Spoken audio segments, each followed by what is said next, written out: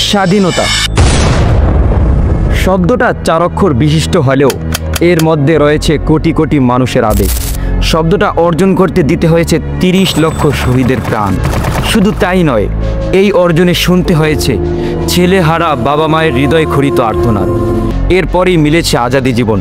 হ্যাঁ, আমি বলতেছিলাম আমার দেশ, স্বাধীন দেশ বাংলাদেশের কথা, কিন্তু আজ অত্যন্ত মনক্ষুণ্ণ হয়ে হৃদয়ে গহীনে ব্যথা চেপে রেখে বলতে হচ্ছে, এমন স্বাধীন দেশ আমি চাই না। কথাটা শুনতে খুব দেশদ্রোহী মনে হলেও হ্যাঁ, আপনি যেটা শুনেছেন সেটাই সত্য। কিন্তু কি এমন কারণ যার জন্য হঠাৎ করে আমি দেশদ্রোহী হয়ে গেলাম, সেটাই আজকে আলোচনার প্রসঙ্গ। দেখুন, আমরা সকলেই একটা কথা বলে থাকি, স্বাধীন দেশে আমরা সকলেই স্বাধীনভাবে জীবনযাপন করতে পারবো। এই কথার ভিতর আমার কোনো দ্বিমত নেই, কিন্তু আমার প্রশ্ন হলো, আমাদের স্বাধীনভাবে জীবনযাপন করার সীমাবদ্ধতা রয়েছে কিনা? অবশ্যই রয়েছে, কিন্তু আমরা কজনই বা সেই সীমাবদ্ধতাকে রক্ষা করতেছি? পোশাক আমার স্বাধীনতা। আজ আমরা নিজেকে স্বাধীন নাগরিক দাবি করে আমাদের পোশাকের স্বাধীনতা চাচ্ছি। আচ্ছা, এটাও কি স্বাধীনতা? এমন স্বাধীনতার জন্যই কি আমাদের বীরশ্রেষ্ঠ যোদ্ধারা জীবন বাজি রেখেছিলেন? তাই যদি না হয়, তবে নির্লজ্জের মতো কিভাবে আজ নারী পোশাকের স্বাধীনতা চাচ্ছে? পোশাকের স্বাধীনতা। শুধু তাই নয়, আজ এই স্বাধীনতার লকপে প্রতিনিয়ত হাজার হাজার মেয়ে তার স্বামীর থেকে তার স্বাধীনতা ছিনিয়ে নিচ্ছে, যেখানে ইসলাম স্বামীর অনুমতিবিহীন ঘর থেকেও নামতে নিষেধ করেছেন। এখানে ক্ষান্ত নয়, আজ তাদের মনে চাচ্ছে তারা যে কোনো বিষয় পূরণের উদ্দেশ্যে মাঠে আন্দোলনের জন্য নেমে যাচ্ছে, আর তাদেরকে থামানো যাবে না, কারণ তারা স্বাধীন দেশের নাগরিক। আজ তাদের এই পরিচয়টা তাদেরকে দিনে দিনে পশুর থেকে নিকৃষ্ট করে তুলছে। এই ভয়ঙ্কর স্বাধীনতার ছোঁয়ায় স্বাধীনভাবে চলতে গিয়ে প্রতিনিয়ত হতে হচ্ছে ধর্ষণের শিকার, যার প্রধান কারণ হলো ইচ্ছাধীন স্বাধীনতা।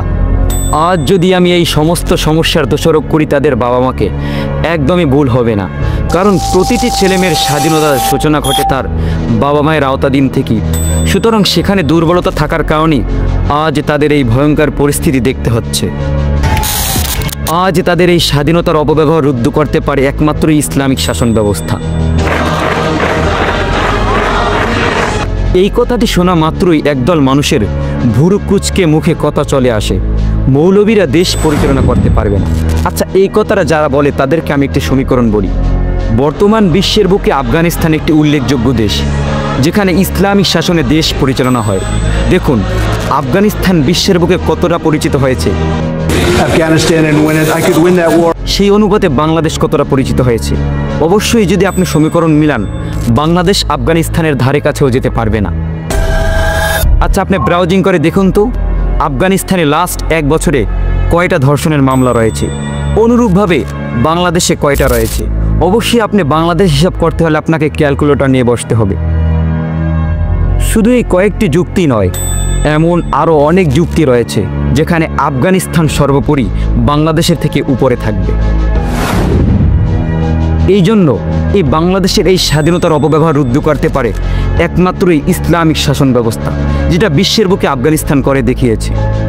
তাই আজ বিদ্রোহী হয়ে অবৈধ কাজে সায় দেওয়া নির্লজ্জ বাঙালিকে একটা কথাই বলতে চাই, সময় থাকতে সময়ের মূল্য বুঝুন এবং আপনার ছেলে মেয়েকে স্বাধীনতার জোয়ারে ভাসিয়ে না দিয়ে মানুষ রূপে গড়ে তুলুন এবং স্বাধীনতার যথাযথ হক আদায় করে স্বাধীন দেশের স্বাধীন মাটিকে সম্মান করতে শিখুন। তবেই স্বাধীনতার পূর্ণাঙ্গ ব্যবহার করা হবে। আবির হোসেন, কওমি নিউজ টিভি।